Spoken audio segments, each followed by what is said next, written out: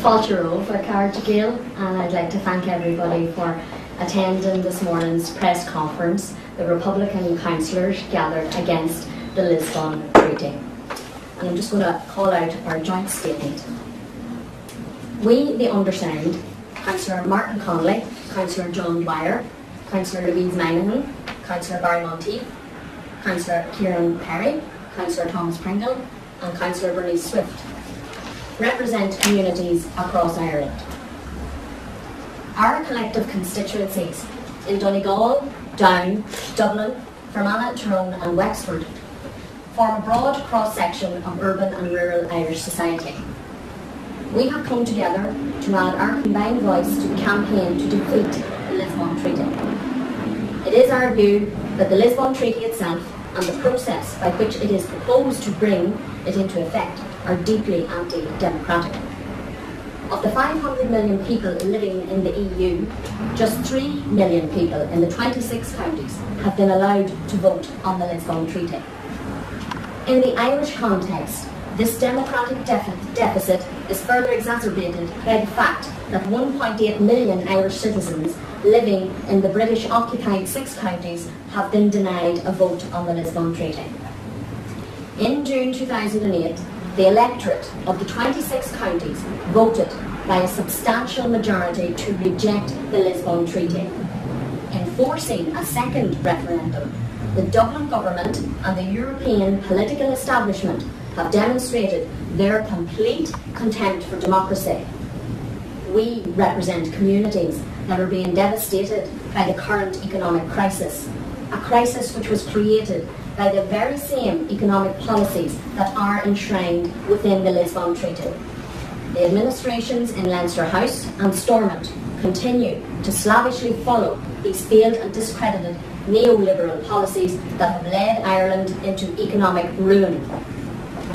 Fianna Fáil, Fine Gael, IBEC and other elements of the Yes camp have cynically and falsely claimed that the Lisbon Treaty will deliver jobs and economic recovery. It will deliver no such thing because the treaty is about neither jobs or recovery, nor is it about our place in Europe. The Lisbon Treaty is about the usurpation of democracy, the privatisation of public services, the undermining of workers' rights and the militarisation of the EU.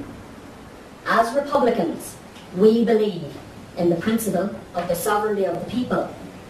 This principle provides that the people, not the business or political classes, have control over the democratic process and the economic life of the nation. Lisbon represents a further erosion of this democratic principle. It can and must be stopped. On the 2nd of October, we are calling on the people of the 26 counties to reaffirm their decision of June last year and to once again vote no to the Lisbon Treaty. And I will leave it over now to all the Republican councillors present on the panel to make their own individual contributions on what they have to say about voting no against the Lisbon Treaty. And I'll start with Councillor Thomas Pringle from Donegal. Thanks, Bernice. I come from Killybegs in County Donegal, which is a fishing community and will be the largest fishing port in the country. The Bernice mentioned in her statement that our communities have been devastated by the economic crisis over the last 12 months. Well, Killybegs has been devastated by a different crisis over the last 5 or 6 years, which has its roots in before we actually joined the European Community in 1973, where the European Union, or the EEC as it was then, set out to steal the natural resources that belong to the people of Ireland off our west coast and under our seas and our fishing resources. At that time, the European Community knew what we had available to us, and we didn't. And they changed the rules in Europe to ensure that it was their sole control after we joined for the conservation of fish stocks. And this has led us to a situation where fishermen all over the country now are going out of business. Communities are leaving fishing. Emigration is rife amongst fishing communities, and solely because what was a totally viable and sustainable natural resource was stolen from us by our so-called European partners and equals. And it's for that reason that everybody in fishing communities should come out and vote no on the 2nd of October and try and reclaim our fishing stocks and natural resources that are there and develop it as an industry for the people of the West Coast and the South Coast of Ireland. The reason that fishermen should oppose it is because the theft that took place, I believe, shows the true nature of the European community.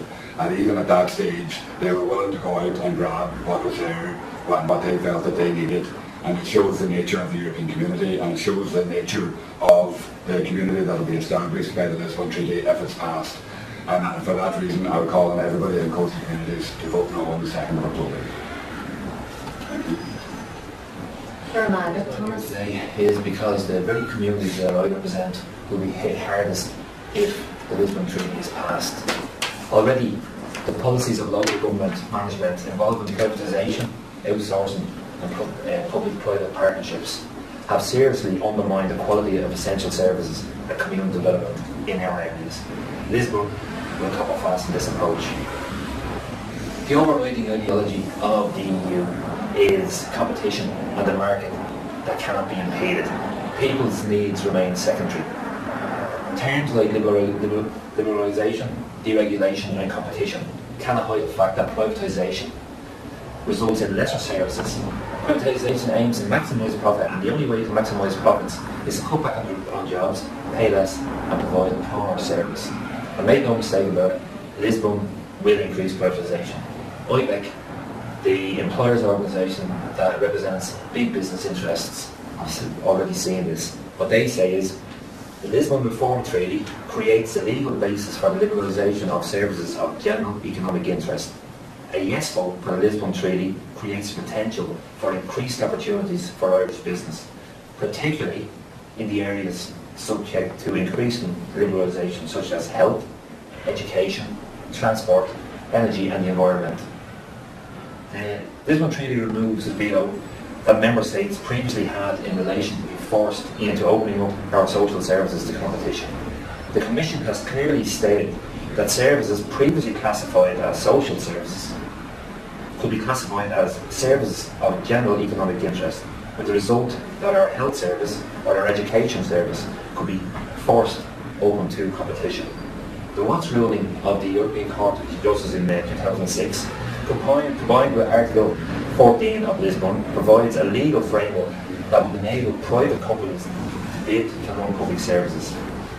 We already have a two-tier health system in this country, where those with money can jump the queues.